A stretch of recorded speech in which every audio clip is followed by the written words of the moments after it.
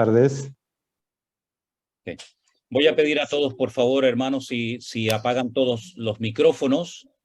A partir de estos momentos, vamos a hacer una breve oración para presentar esta primera clase. Hoy es un día histórico. Quiero que tengamos esta sensación y quiero que tengamos este sentir en nuestros corazones. Hoy es un día histórico porque es la primera vez en 2 años y medio que tiene ya de historia la iglesia virtual que vamos a dar comienzo a clases específicamente para obreros, personas que ya están de alguna manera involucrados en la escuela dominical, cultos de jóvenes, maestras de escuela dominical de la iglesia presencial, virtual, colaboradores, etcétera, etcétera.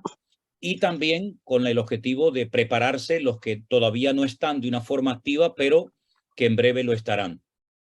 Sé que hay muchos hermanos, no solamente de nuestra iglesia virtual, sino de otras congregaciones que les hubiera gustado muchísimo. De hecho, nos han escrito para poder estar en esta primera lección, esta primera clase esta noche, pero hemos dicho que no, que estas clases no están abiertas para todo el mundo, sino, como acabo de decir, para personas que ya están de alguna manera u otra activos en la obra, ¿verdad?, sirviendo al Señor de alguna manera o preparándose para servir al Señor, ¿verdad? Vamos a tener en este mes de septiembre 4 clases. Las clases las va a estar dando el pastor Walter, es el pastor de la iglesia Revive en Cangas, Galicia, ¿sí? Hemos estado recientemente con él en uno de los cultos donde hemos tenido la oportunidad de compartir la palabra, y el próximo mes de octubre tendremos a otro hermano que también nos estará compartiendo otras clases muy interesantes sobre la doctrina de Dios, la doctrina sobre la vida del Señor Jesucristo, el Espíritu Santo y también el hombre como ser integral formado por espíritu, alma y cuerpo. Todo va a ser muy interesante. Repito, micrófonos cerrados a partir de estos momentos, tomando anotaciones, apuntes. Ya son clases a nivel de escuela bíblica, y siéntanse honrados y privilegiados de poder participar de ella. Quiero dar las gracias al pastor Walter por su tiempo. Sé que para él es una hora más que por lo menos para mí. Sé que hay hermanos que están haciendo un esfuerzo tremendo por poder asistir a estas clases, hermanos que han cambiado su turno de trabajo para poder participar. Así es que, hermanos, a todos les agradezco el esfuerzo que han hecho. Oramos y a partir de estos momentos contamos con 1 hora para escuchar atentamente con los micrófonos cerrados toda la primera lección de este primer curso para preparación de obreros para la iglesia virtual. Oramos al Señor. Quítale el sonido que se está escuchando. Bendito Padre Celestial, te damos infinitas gracias por este privilegio, Señor, tremendo, de poder estar reunidos, hermanos de diferentes naciones, diferentes puntos de la tierra, en torno a tu presencia y en torno a tu preciosa y poderosa palabra. Señor, rogamos que estas clases sean de gran bendición para todos los que vamos a tener el privilegio de poder asistir a ellas. Te ruego, Señor, que le des sabiduría, desenvoltura, gracia a nuestro hermano Walter, que nos va a estar bendiciendo con estas clases durante este mes de septiembre. Ayúdanos a todos a retener la enseñanza, a llevarla a la práctica hasta sus más últimas consecuencias. Forja tú, prepara nuestras vidas y nuestros corazones para el servicio en el reino, que es el honor más grande que tú le has podido dar a cualquier ser humano. Bendice estas clases, pedimos que sean de gran bendición para los que estamos conectados y los otros hermanos que después escucharán grabadas estas lecciones.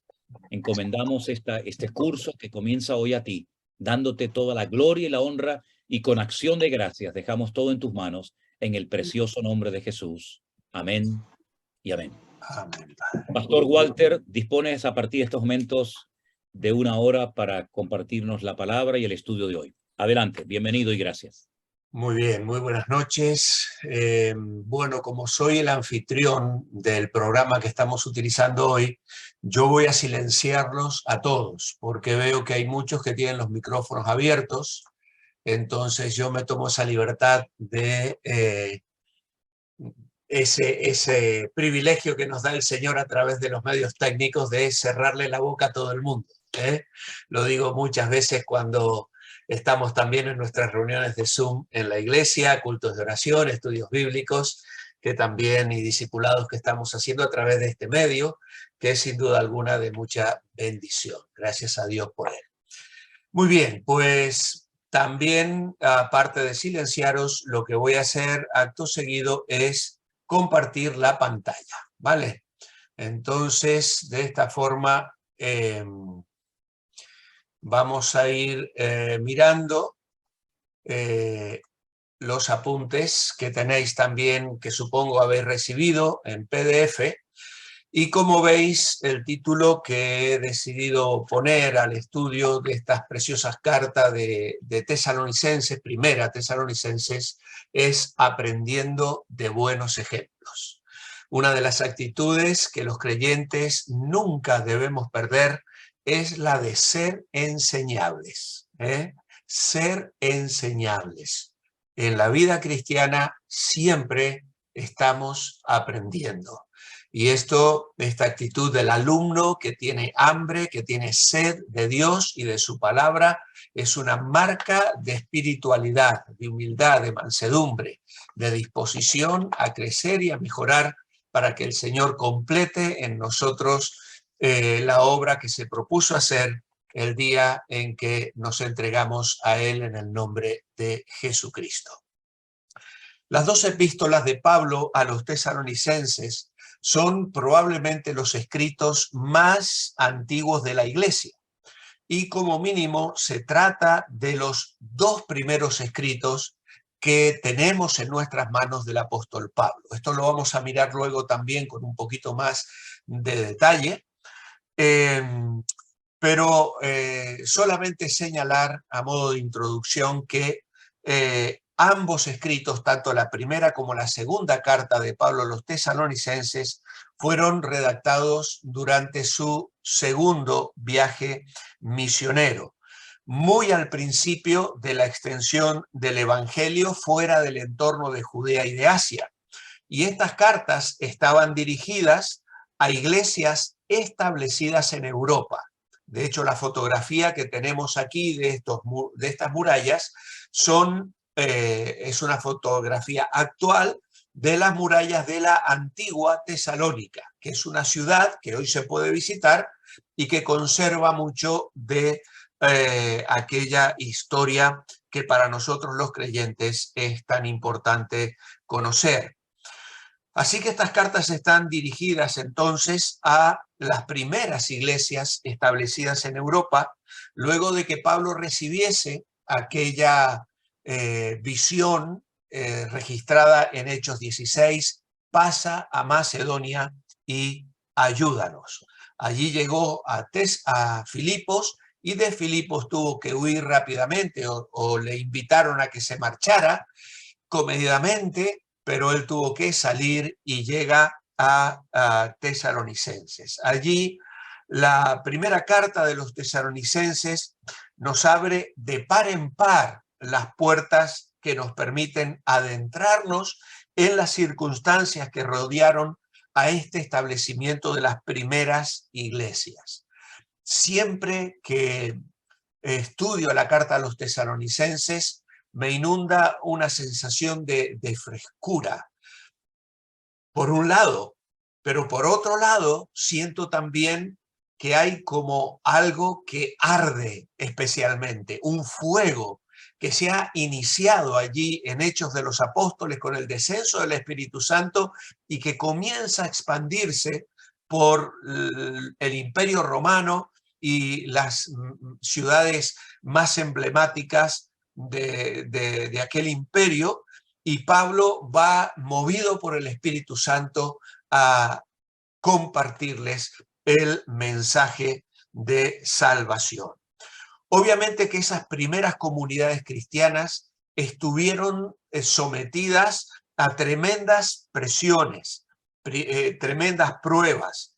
Hubo intrigas, hubo persecuciones, porque detrás de Pablo llegaban los que se oponían a su ministerio, especialmente los judaizantes, aquellos que no querían que el cristianismo realmente se estableciera desligado de las prácticas que el Antiguo Testamento había impuesto a la comunidad o al pueblo de Dios. Y de esta manera cercenaban el Evangelio y no entendían realmente que el Evangelio fluía precisamente de las enseñanzas que encontramos explícitas en los libros de la ley y que ellos habían distorsionado y malinterpretado.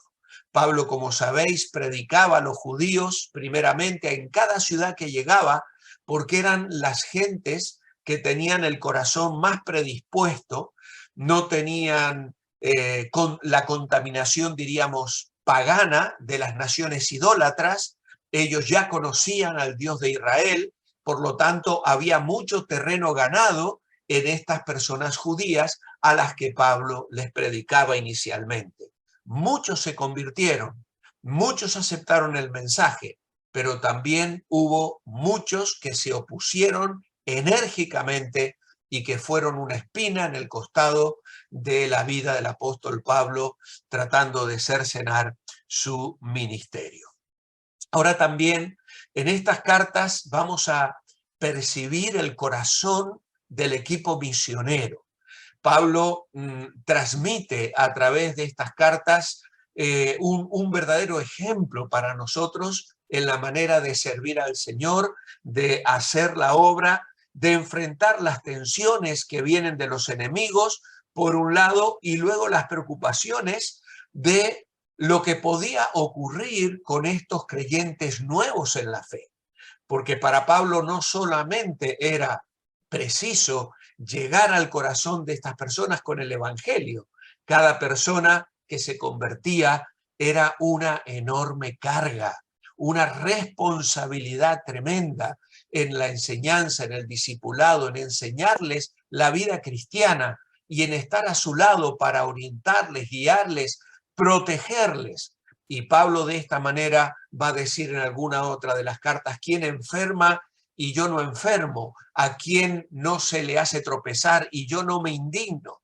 Y aquellos que somos pastores, aunque nos estamos muy lejos de ser como era el apóstol Pablo, de alguna medida sabemos lo que esto significa. Hay un precio muy grande a pagar cuando te involucras en el ministerio, cuando quieres servir a las personas, cuando quieres guiarles al éxito en la vida cristiana. Y hay una lucha espiritual con ellos y en nosotros y en nuestro propio corazón y en nuestras familias. Y esto lo vemos en la lucha que el apóstol Pablo y el equipo misionero libraban para llevar adelante la vida de estas iglesias. Una de las cosas que vamos a destacar, especialmente al mirar el capítulo 2, que se levantaba campañas continuamente contra el apóstol Pablo. No solo las que tenían que ver con persecuciones y violencia contra su persona, él fue apedreado, fue azotado, estuvo en la cárcel, padeció naufragios, sino también la maledicencia y las continuas calumnias acusándolo de intereses egoístas, monetarios, y además de que celosamente ocultaba intereses personales cuando fundaba iglesias procurando un beneficio personal. Esto nos permite que el capítulo 2 de esta primera carta nos haga un despliegue de la actitud de un pastor, de un líder, de una persona que ministra a la vida de otras personas. Y por eso es que el estudio de esta carta es muy interesante para cualquiera que quiera servir al Señor y que quiera seguir los pasos en el llamado al ministerio y involucrarse en la vida de las personas.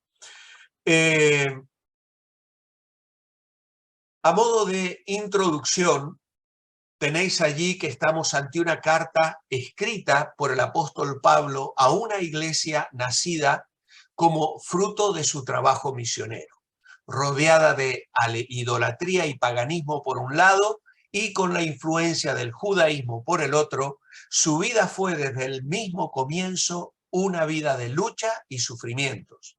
En esta carta encontraremos cosas que nos sorprenderán y desafiarán, ya que en mejores condiciones, en mejores circunstancias que las de ellos y con muchos medios más a nuestro alcance para hacer la obra de Dios, quizá estemos bastante lejos de parecernos a ellos en su celo, su fervor, su dinamismo.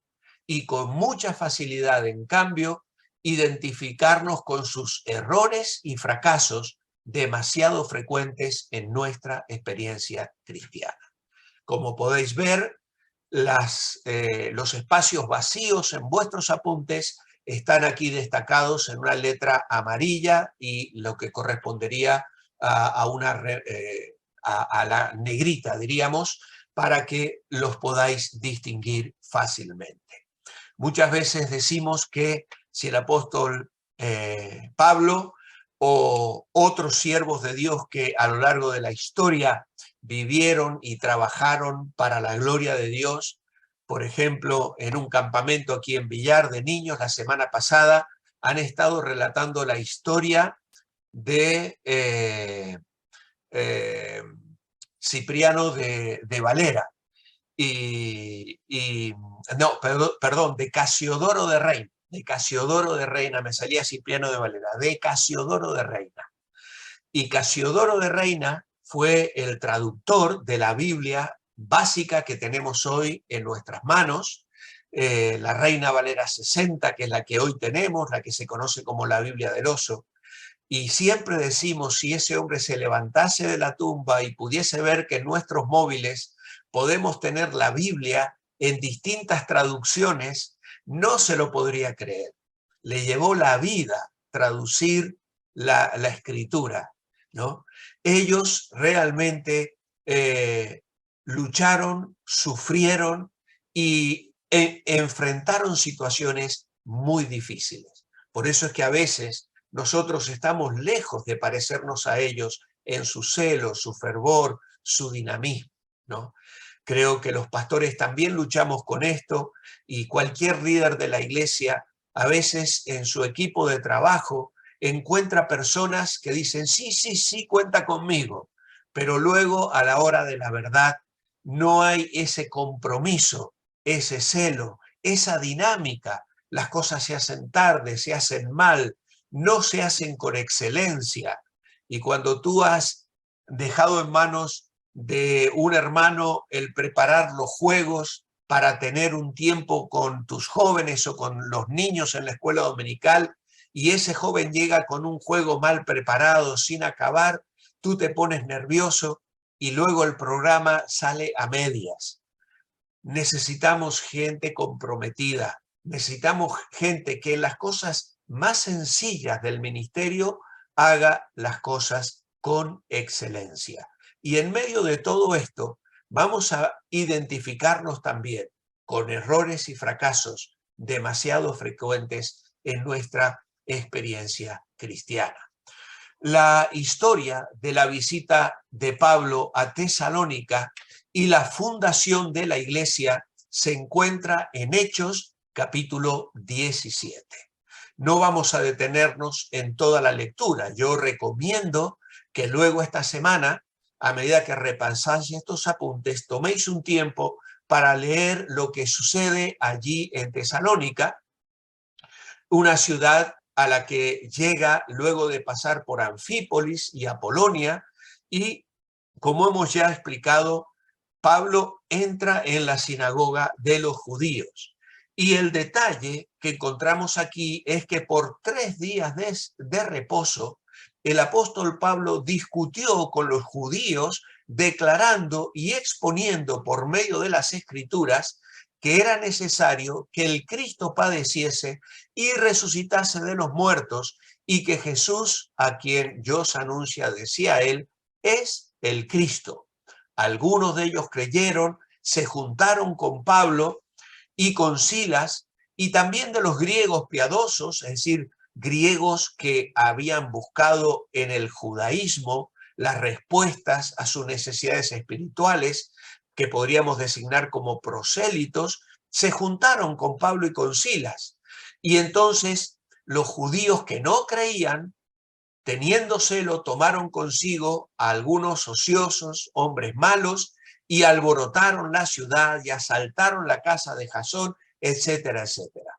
Podéis leer allí que hubo una revuelta y Pablo tiene que salir rápidamente también de Tesalónica. Cuando él habla allí de que por 3 días de reposo, hará pensar que él estuvo solo 3 semanas allí. Luego vamos a aclarar este punto. Seguimos con la idea entonces de que Tesalónica era una ciudad de cerca de 70.000 habitantes en la cual Pablo entró como un extraño absoluto. Y a pesar de la mala experiencia sufrida en Filipos, donde tuvo que soportar castigos físicos denigrantes, no cambió su estrategia agresiva y entró en la sinagoga judía para comenzar allí un testimonio que rápidamente conmovería la ciudad. La novedad de la fe, la oposición de los judíos y la enseñanza acerca de la segunda venida de Cristo se combinaron para agitar a la nueva comunidad de creyentes. Pablo, que había tenido que salir apresuradamente de allí, envía a Timoteo para que les visite, les confirme en la fe y les traiga novedades acerca de las inquietudes de la iglesia.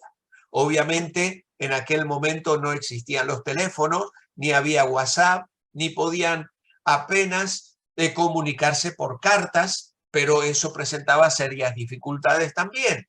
Entonces Pablo envía a Timoteo y al regreso de Timoteo, con las noticias que les trae sobre la situación en la que vive la iglesia, él escribe entonces esta carta de Primera Tesalonicenses.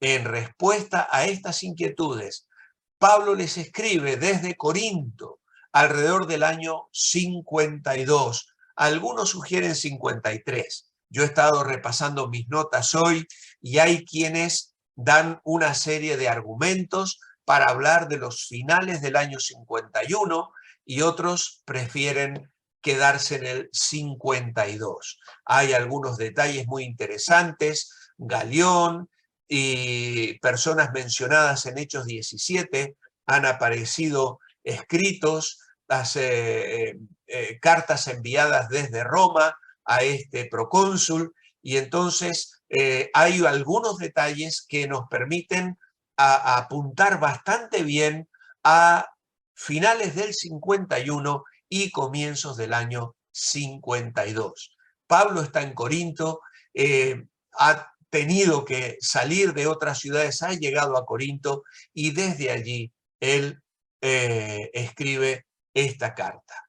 Por esta razón entonces se la considera como la epístola más temprana de Pablo, habiendo sido escrita dentro de los 25 años siguientes a la muerte y resurrección del Señor. Junto con, bueno, perdón. Alguien ha abierto su micrófono. Por favor, tengo que recordarles que no abráis los micros porque si no comienza a entrar ruidos extraños. Así que rogamos, por favor, a los que estáis entrando un poquito más tarde, que os silenciéis para que luego la grabación pueda quedar nítida, ¿vale? Muy bien. Estaba diciendo que estas son consideradas por algunos las primeras epístolas, las más tempranas del Nuevo Testamento. Si alguna otra se la pudiera señalar de la misma época, sería la carta a los Gálatas. Hay quienes sugieren que esa es la primera de las cartas que el apóstol Pablo escribe. Nosotros no vamos a debatir, en realidad no afecta a nuestra vida cristiana en absoluto, ni es un tema que nos deba hacer perder el tiempo. De todas maneras, es interesante saber que estas cartas son las primeras en salir de la pluma de este amado hermano en la fe. Aquí os he colocado un poquito para situarnos este bonito mapa que contiene los 3 viajes. El primer viaje misionero está en color beige, el segundo viaje misionero, que es el que nos está ocupando, está en un color bordeaux, y el tercer viaje misionero está en color verde. Cosa que luego, bueno, en alguna de vuestras Biblias seguramente al final algunas tienen este tipo de información. Nosotros no vamos a detenernos mucho en esto, simplemente es para ver de qué manera el apóstol Pablo recibe, diríamos, de parte de Dios la prohibición de predicar en esta zona para tener que llegar a Filipos, que es este que está aquí arriba debajo de la palabra primero. Allí arriba de todo está Filipos, muy cerquita está Apolonia y Tesalónica, ¿vale? Así que en esta zona es donde el apóstol Pablo llega con el mensaje del Evangelio a esta iglesia preciosa, como luego vamos a ver a lo largo de estos próximos lunes. La importancia de la carta. Es quizá, como hemos dicho, la primera carta escrita por el apóstol Pablo. Presenta los primeros problemas de la iglesia primitiva en cuanto a la esperanza y la moralidad cristiana. Vamos a ver precisamente, y un detalle muy bonito es que en cada uno de los capítulos de esta carta hay una mención acerca de la venida del Señor Jesucristo.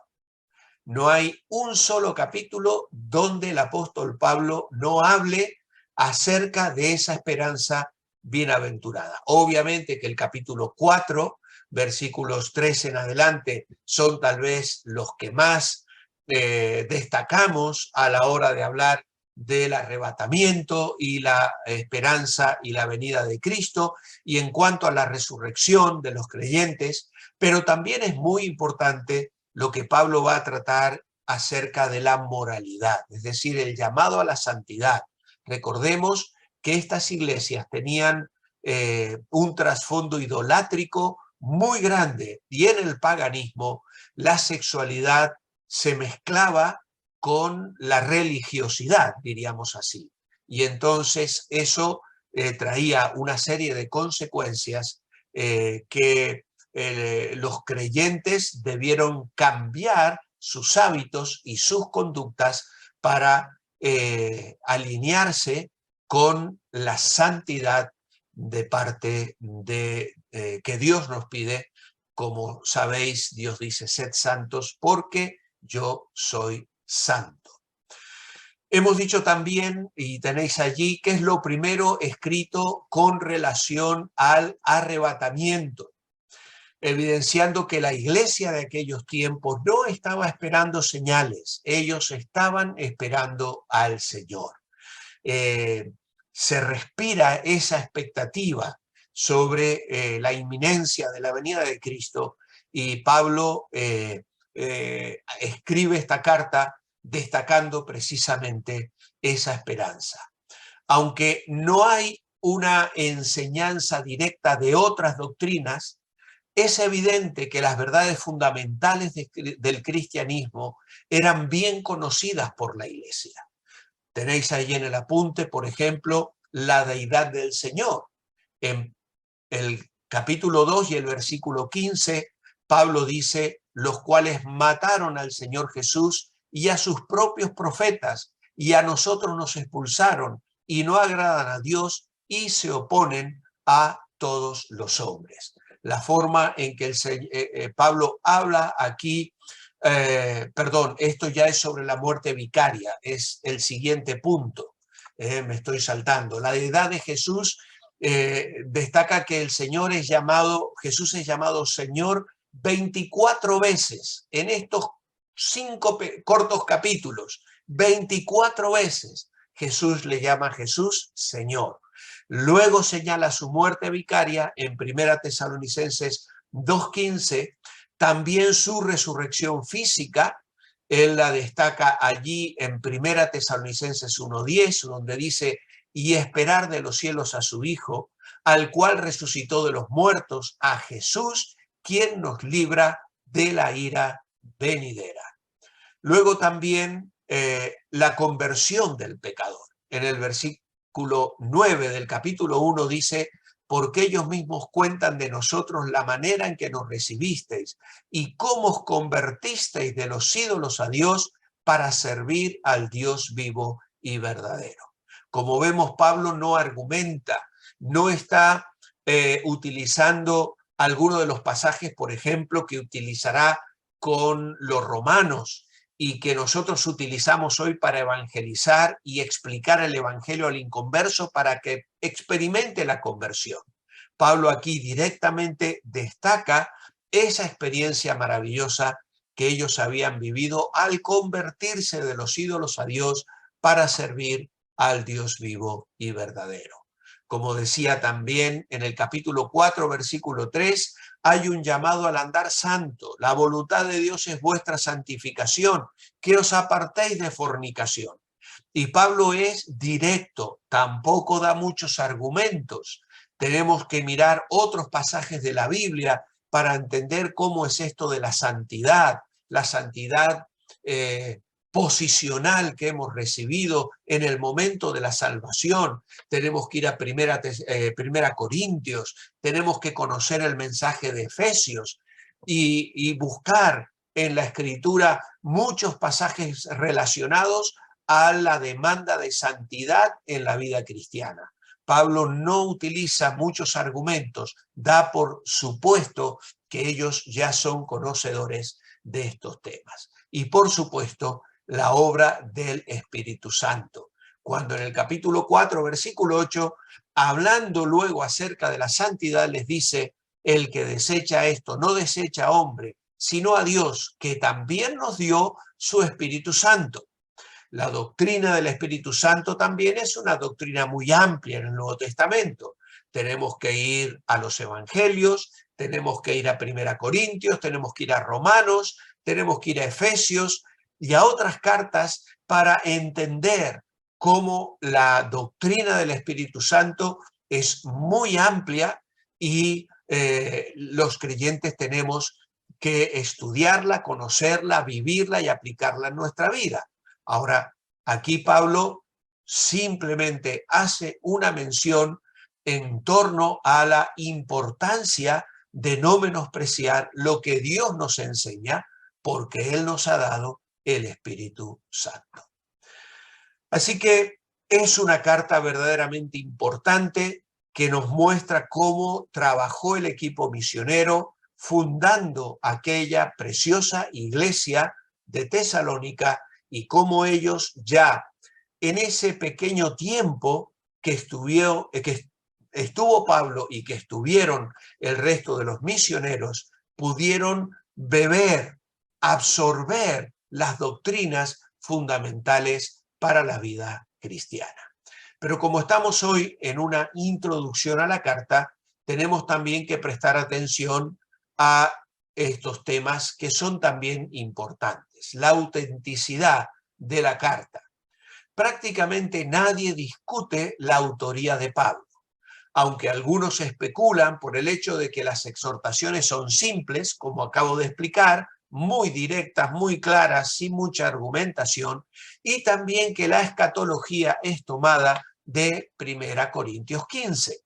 Allí en 1 Corintios 15 el apóstol va a hablar de la resurrección, va a hablar del arrebatamiento y va a hablar de muchas cosas que nos esperan en el futuro. El vocabulario utilizado en relación con los judíos es propio del apóstol Pablo. De hecho, él se identifica a sí mismo de esta manera.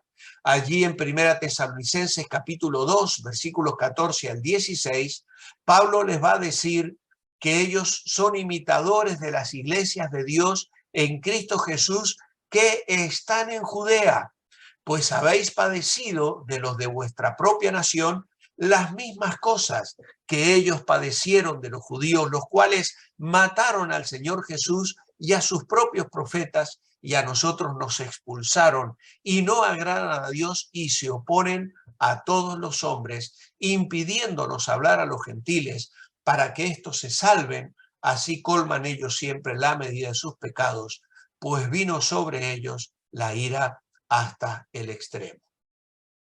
Así que hay una semejanza notoria en el vocabulario, como en pasajes que identifican claramente al escrito con lo que Pablo solía escribir. Los nombres también de las personas relacionadas en el escrito coinciden con las mencionadas en el libro de Hechos. En el capítulo 1, versículo 1, Pablo menciona a Silas y a Timoteo al dirigirse a la iglesia de los tesalonicenses. Pablo usualmente mencionaba al equipo misionero, lo hace también cuando escribe a los filipenses, pero luego habla en primera persona. Por lo tanto, no dudamos que el autor de la carta era él. Lo que pasa es que hacía partícipes a aquellos que le acompañaron en el trabajo y en la tarea pastoral. Luego también en el capítulo 3, versículos 2 al 6, él va a tener que explicar la razón por la cual él no pudo volver a Tesalónica. Luego, cuando veamos esto, veremos que era parte de la crítica y de las dudas que habían surgido acerca de su persona y que los enemigos de Pablo utilizaban para señalarle y quitarle autoridad. Y ahí en el capítulo 3 él dice: enviamos a Timoteo, nuestro hermano servidor de Dios, y va a decir que estuvo dispuesto él a quedarse solo. Es muy fuerte la terminología que Pablo usa, porque da la sensación de quedarse como huérfano. Es decir, enviar a Timoteo no fue fácil para él, pero tanto les amaba y tanto estaba preocupado porque sabía que aquellos hermanos que eran tiernos en la fe, estaban pasando por tribulaciones, que entonces envía a Timoteo porque él quería informarse de su fe, no sea que os hubiese tentado el tentador y que nuestro trabajo resultase en vano. Pero cuando Timoteo volvió de vosotros a nosotros y nos dio buenas noticias de vuestra fe y amor, y que siempre nos recordáis con cariño, deseando vernos, como también nosotros a vosotros, y él va a continuar allí explicando el consuelo que recibió. Así que todos estos argumentos son útiles para que nosotros tengamos la certeza de que el autor de esta carta es Pablo. Y si alguien lo quiere poner en tela de juicio, pues que se atenga a las evidencias que la misma carta nos provee. Por supuesto que también la teología de la carta armoniza plenamente con el pensamiento que el apóstol Pablo va a desplegar en otras cartas del Nuevo Testamento. Historia de la iglesia en Tesalónica. La ciudad de Tesalónica, en primer lugar. Esta ciudad fue fundada cerca del año 315 a.C. por Casandro, que le dio el nombre de su mujer, hermana de Alejandro Magno. Esta ciudad fue conquistada por los romanos hacia el año 168 a.C. y hecha capital de Macedonia. Y por su importancia ganó los privilegios de una ciudad libre, teniendo una base militar y naval. Por ella pasaba la vía Ignacia, que unía Oriente y Occidente. Era de unos 70.000 habitantes, tenía una sinagoga. Y esto es importante porque habla de un conjunto de judíos que vivían en esa ciudad suficientemente grande como para que allí hubiese una sinagoga, cosa que Pablo no encontró en Filipos. Él salió a predicar al río a la hora de la oración a un grupo de mujeres que se reunían a orar. No había sinagoga en Filipos, pero sí la había en Tesalónica. Y como esto era adecuado para la táctica misionera, Pablo y sus compañeros entraron en aquel lugar para presentar allí el mensaje del Evangelio. La iglesia en Tesalónica. Pablo comenzó a evangelizar Europa desde Filipos, provincia de Macedonia, en su segundo viaje misionero. Sus compañeros eran Silas, Hechos capítulo 15, versículo 40, cuando Pablo se separa de Bernabé, escoge a Silas, y luego a Timoteo en el capítulo 16, un joven de 18 años. Se reúne con él y lo incorpora por el buen testimonio que él tenía, y también junto con Lucas en Hechos 16:10. Lucas, que es quien escribe Hechos de los Apóstoles, nos habla de que él también formó parte del equipo que fue a anunciar el Evangelio allí en Hechos 16:10. El testimonio entonces en Filipo comienza con la conversión de Lidia y la iglesia comienza a funcionar en su casa. El incidente con la muchacha adivina los lleva a la cárcel, donde luego de una reunión de alabanza y oración el carcelero se convierte. Hechos 16:11 al 40.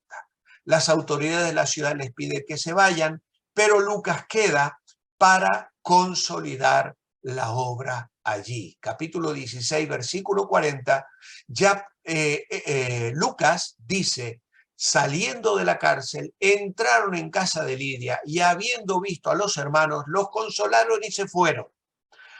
Esto nos habla de que Lucas no forma parte del equipo que llega a Tesalónica luego. Él se queda en Filipos. No voy a entrar en los detalles de esto, solo quiero señalar que el apóstol Pablo mantenía una carga por las iglesias que fundaba y dejaba allí, renunciando a la presencia de un elemento tan útil como podía ser Lucas, el médico amado, y continúa el ministerio. De Filipos se va, sí, pero ¿cómo se va? Se va con la espalda lacerada. Y esto se lo va a recordar luego en el capítulo 2 a los tesalonicenses. Cuando leemos la epístola a los tesalonicenses, es importante que nos situemos, que procuremos entender cómo los tesalonicenses conocieron a Pablo y cómo Pablo les conoció a ellos. Cómo podemos desentrañar en la lectura de esta preciosa carta la transformación espiritual que ellos experimentaron y a su vez lo que observaron en aquel hombre que venía de haber sido ultrajado, va a decir en el capítulo 2, es decir, estaba muy presente las heridas de los azotes y la noche en el calabozo, aunque el gozo de la salvación del carcelero, el terremoto, siempre pensamos en eso y minimizamos el dolor, la ignominia, la frustración y el sufrimiento que Pablo y Silas tuvieron que llevar. Pablo, además de eso, llega a Tesalónica y se sustenta con su propio trabajo. En el capítulo 2 y versículo 9 les dice: os acordáis, hermanos, de nuestro trabajo y fatiga, como trabajando de noche y de día, para no ser gravosos a ninguno de vosotros, os predicamos el Evangelio de Dios. Luego añadirá en el 2 Tesalonicenses capítulo 3, versículo 8, ni comimos ni comimos de balde el pan de nadie, sino que trabajamos con afán y fatiga, día y noche, para no ser gravosos a ninguno de vosotros. Es decir, se los vuelve a recordar en la segunda carta. Por lo tanto, el apóstol Pablo tenía una pasión, tenía un compromiso, tenía un llamado a la excelencia y estaba dispuesto a sustentarse con su propio trabajo para poder tener abierto el camino al corazón de aquellas personas. Esta predicación que él realiza entre los tesalonicenses es poderosa, obviamente que es poderosa, pero rodeada de graves dificultades que desembocarían en la necesidad de abandonar la ciudad apresuradamente. La iglesia fue enseñada por Pablo durante un tiempo que debió ser de más de 3 semanas, ya que estando allí en 2 oportunidades recibió ofrendas desde Filipos. De hecho, cuando le agradece a los filipenses, en la carta a los filipenses, en el capítulo 4 y versículo 16 les dice: pues a una Tesalónica me enviasteis una y otra vez para mis necesidades. Así que Pablo está aquí dando un testimonio extraordinario. Hubo ocasiones en las que él tuvo que poner las manos en el arado, en el trabajo diario, para ganar su sustento propio. Pero también hubo ocasiones donde la ofrenda de los filipenses permitieron que él dejara el trabajo personal para poder dedicarse enteramente a la predicación del evangelio.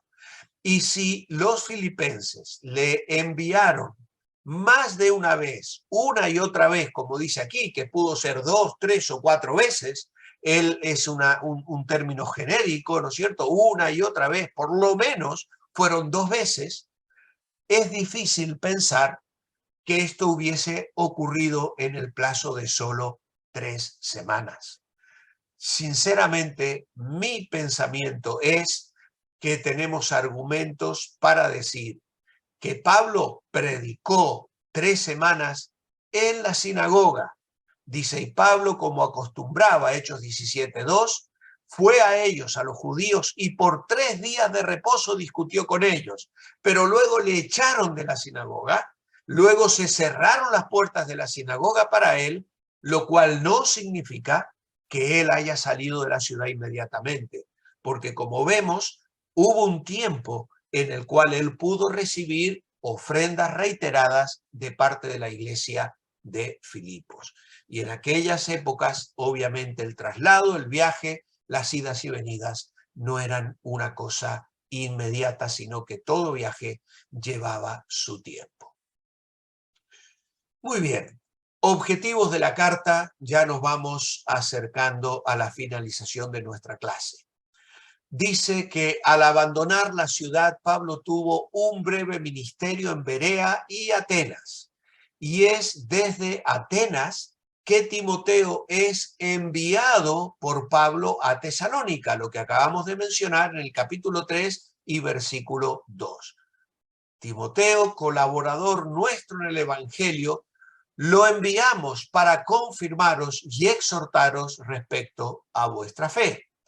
Luego regresa, pero se reúne con Pablo en Corinto. Capítulo 18 de Hechos, versículo 5 dice, y cuando Silas y Timoteo vinieron de Macedonia, Pablo estaba entregado por entero a la predicación de la palabra, testificando a los judíos que Jesús era el Cristo. Y esto es, si veis Hechos 18, con Pablo en Corinto. Él trae noticias sobre la marcha de la iglesia que son muy favorables.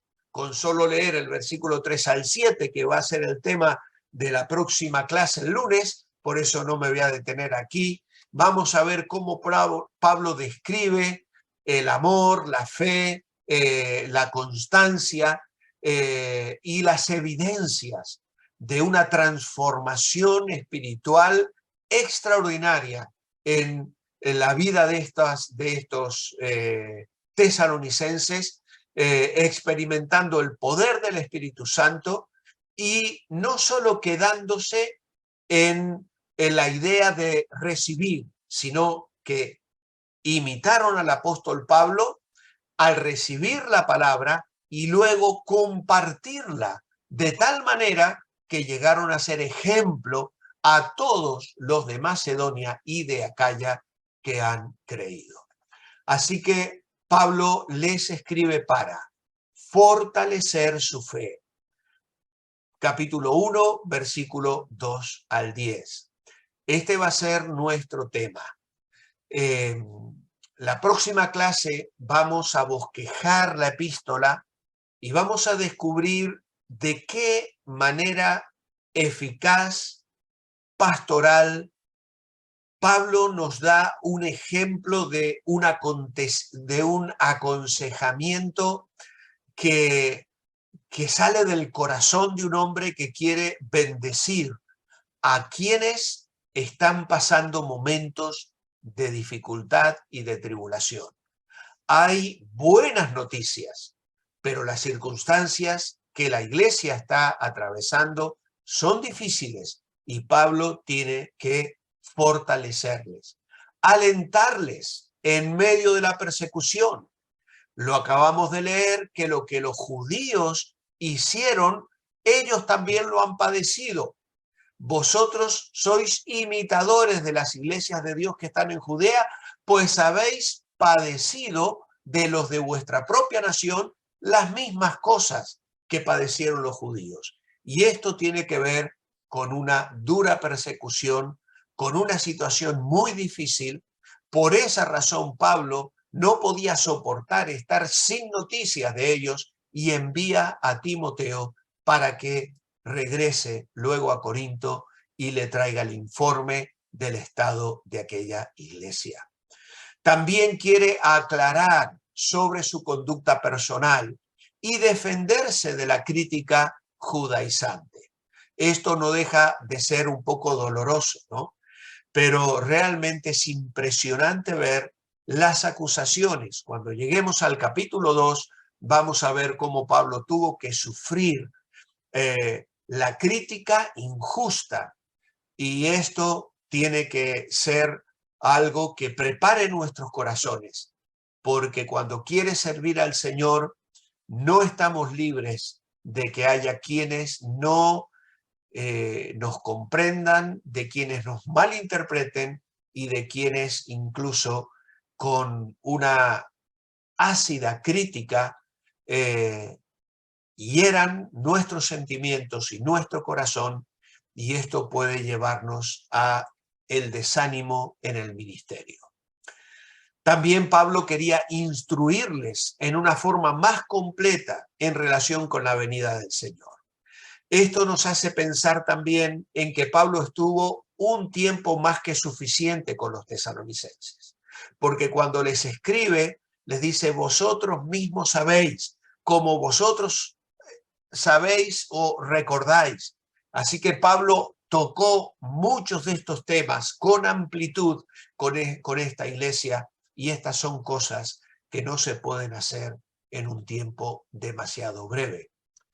Obviamente quiso tranquilizarles, porque algunos de ellos habían comenzado a experimentar la muerte, y esta muerte, ellos decían: ¿qué va a pasar con los que han muerto?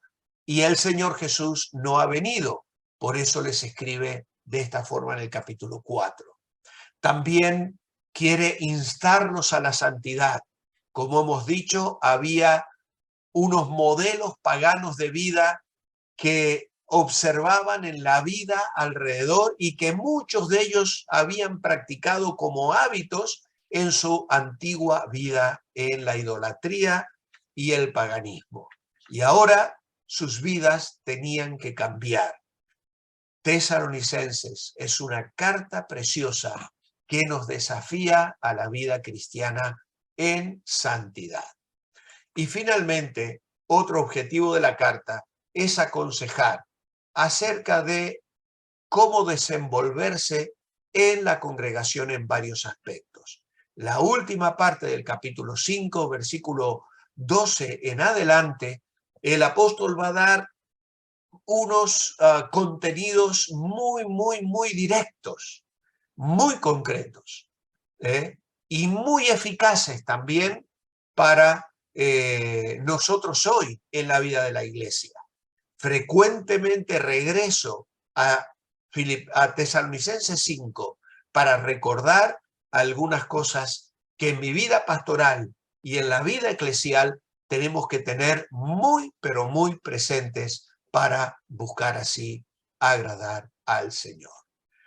Rápidamente, y antes de ir al cuadrito personal, lugar y fecha de la carta ya lo hemos mencionado por los datos que aporta Pablo el libro de Hechos, Pablo tuvo que escribir desde Corinto en respuesta al informe que le trajo Timoteo. Hechos 12 menciona a Galión como el procónsul contemporáneo de aquellos días, ante quien Pablo fue llevado. Una inscripción llamada de Delfos, en la que un asunto que Galión había remitido al emperador Claudio es tratado allí, es fechado en el año 50, por lo que si Pablo fue llevado ante Galión, poco después de escribir esta carta, la fecha de esta epístola sería en el 51 después de Cristo. Esto la sitúa como el escrito más antiguo, o a lo sumo, el segundo en antigüedad de los escritos de Pablo. Y entonces, ya concluyendo, tenéis un cuadrito allí vacío que ahora lo vamos a comenzar a llenar. El creyente en el capítulo 1 es considerado sobre todo en base a su salvación, ¿vale?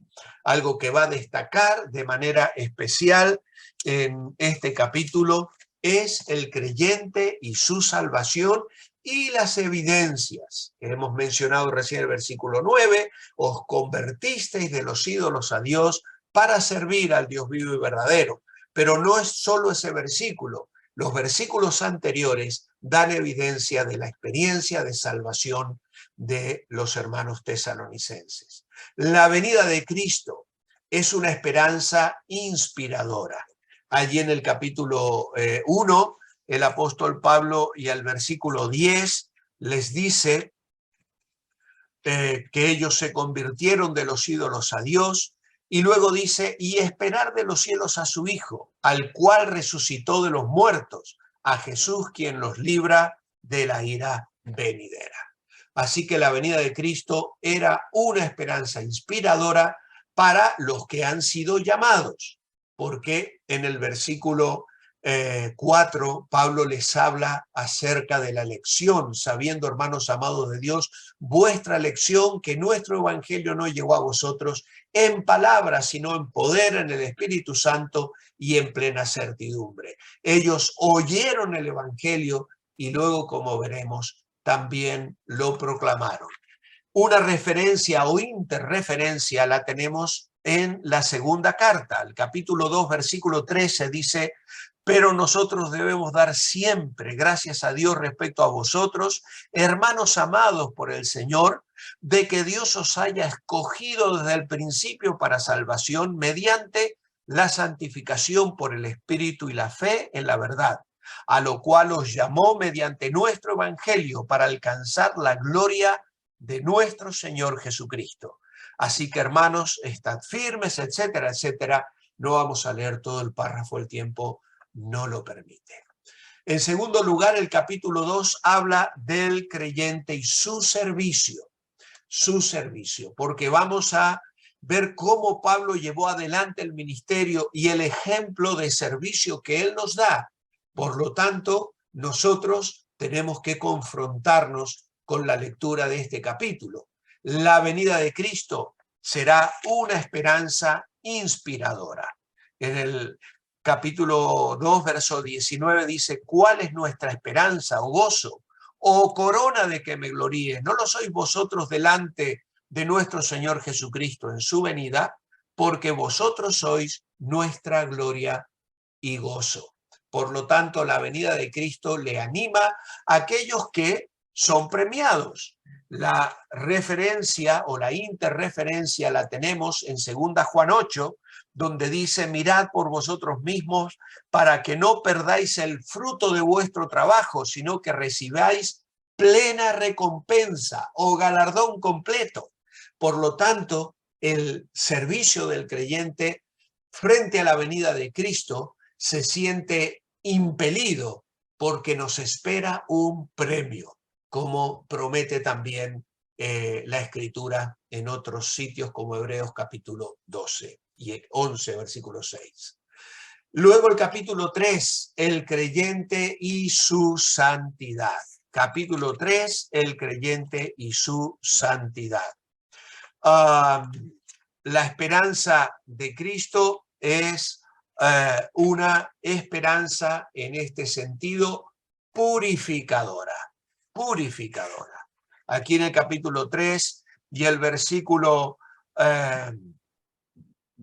12 y 13 dice: el Señor os haga crecer y abundar en amor unos para con otros y para con todos, como también lo hacemos nosotros para con vosotros, para afianzar vuestros corazones irreprensibles en santidad delante de nuestro Dios y Padre. ¿Dónde? En la venida de nuestro Señor Jesucristo con todos sus santos. Por lo tanto, la venida de Cristo y la santidad del creyente es una esperanza inspiradora para los tentados. Primera de Juan, capítulo 3 y versículo 3, nos dice la palabra de Dios allí: todo aquel que tiene esta esperanza puesta en él se purifica a sí mismo, así como él es puro. Capítulo 4, el creyente y su sufrimiento. La venida de Cristo es una esperanza consoladora. En el capítulo 4, luego también de hablar de la pureza y santidad, del versículo 1 al 8, entra al versículo 12, entra al versículo 13 hablando de la segunda venida del Señor, dando consuelo a aquellos que habían perdido seres queridos. No queremos que ignoréis acerca de los que duermen, para que no os entristezcáis como aquellos que no tienen esperanza.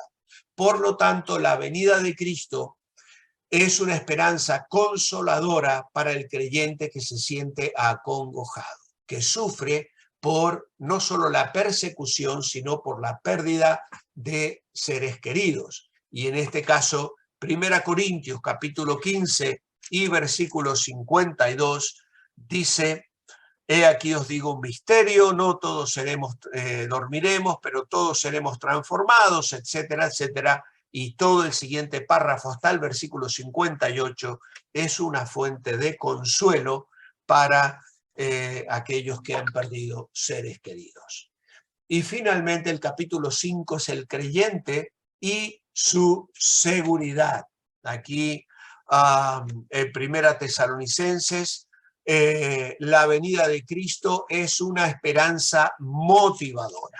Nos motiva, dice el versículo 23, y el mismo Dios de paz os santifique por completo, y todo vuestro ser, espíritu, alma y cuerpo sea guardado irreprensible para la venida de nuestro Señor Jesucristo. Por lo tanto, si hay alguno que está desanimado, tiene que refugiarse en la seguridad que tenemos de aquel que dice el verso 24, es fiel. Fiel es el que os llama, el cual también lo hará. Y esto nos lo va a recordar el apóstol Pedro en su primera carta, capítulo 1 y versículo 3, hablando de la esperanza viva. Bienaventurado, bendito sea el Dios y Padre de nuestro Señor Jesucristo, quien según su gran misericordia nos hizo renacer para una esperanza viva mediante la resurrección de Jesucristo de los muertos. Así que, amados hermanos, con 58 minutos y 54 segundos de exposición, llegamos al final de nuestra introducción a la epístola a los Filipenses.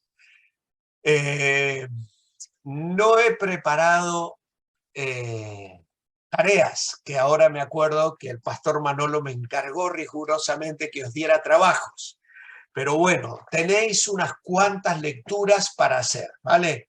Leed Hechos 16, Hechos 17, y sí os voy a dejar una tarea con la que Dios ha bendecido mi vida de una manera extraordinaria.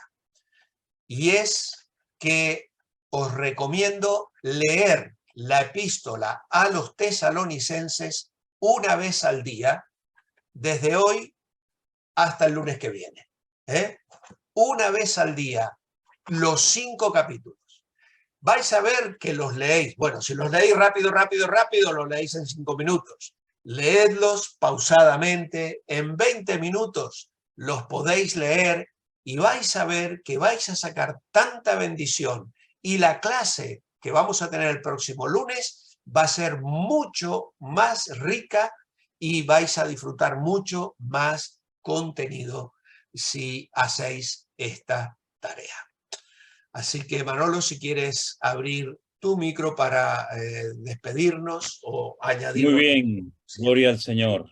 La verdad que ha sido una clase magistral, una clase excelente. Hay mucho trabajo ahora para repasar, para leer la carta, leer todos los textos que nuestro hermano nos ha dado.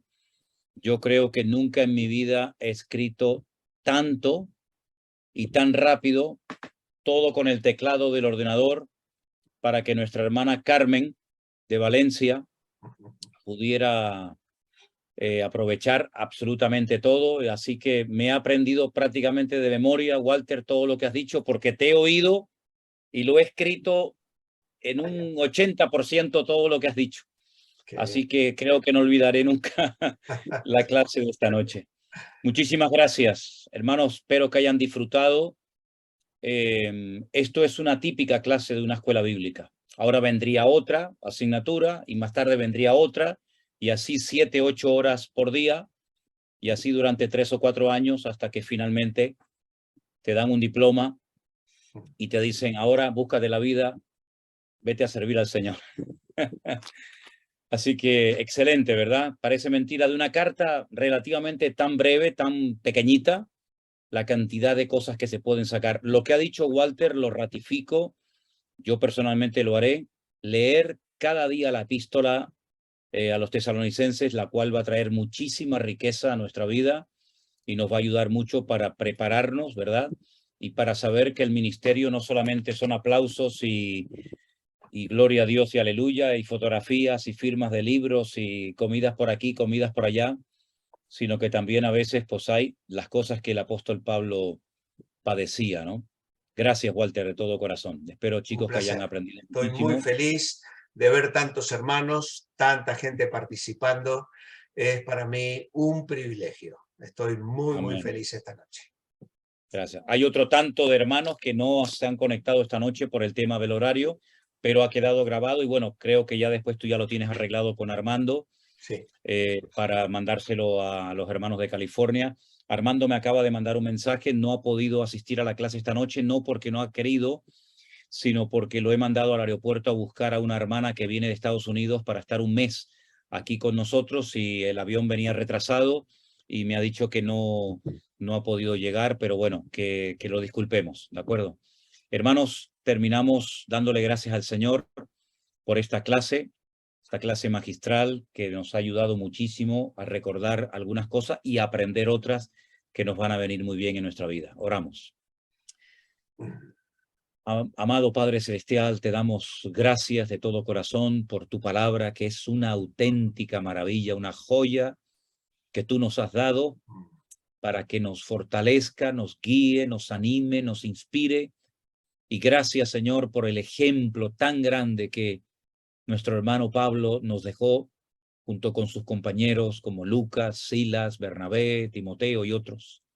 Señor, ayúdanos a recordar todo lo que hoy hemos aprendido, a tenerlo en cuenta, Señor, todas y cada una de las cosas que hemos oído y aprendido y que vamos a descubrir también en esta carta preciosa. Danos a todos, Señor, un resto de día bendecido, en paz. Los que vamos ahora a descansar, renueva tú nuestras fuerzas, Señor, y que el anhelo, el deseo de aprender, el anhelo de servirte nunca desaparezca de nuestras vidas, sino que cada día nos levantemos con más entusiasmo y con más deseos que nunca de anhelar tu venida, pero también de servirte en el reino que tú nos has puesto aquí en la tierra, Señor. Guárdanos de todo peligro, de todo mal. Gracias por la vida del pastor Walter. Síguelo usando, síguelo bendiciendo, prospéralo grandemente.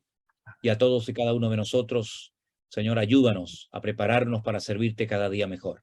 Tenemos anhelo de aprender, de prepararnos, porque todavía queda mucho camino por recorrer y muchas cosas que aprender en la vida. Gracias por todo, Dios mío, en esta tarde, en el nombre de Jesús. Amén. Amén. Y amén. Hermanos queridos, que el Señor les bendiga. Nos vemos Dios mediante. Bueno, yo mañana les veo en el devocional. Nos vemos en cualquier momento. Saben que tenemos Amén. línea abierta. Hermanos, que descansen, buenas noches. Bendiciones para todos. Amén, Saludos pastor. para todos. Amén, hermano. Gracias. Gracias. Bendiciones, pastor. Amén. Gracias. Bendiciones para todos, queridos hermanos. Buenas noches, Espero que hayas pastores. Dios escuchado los bien bendiga. lo que te escribí. Muchas gracias, buenas noches. Buenas noches. Descansen, hermanos queridos. Hermana Rita En todas María. partes. Dios los bendiga. Bendiciones. Chao, chao. Bendiciones.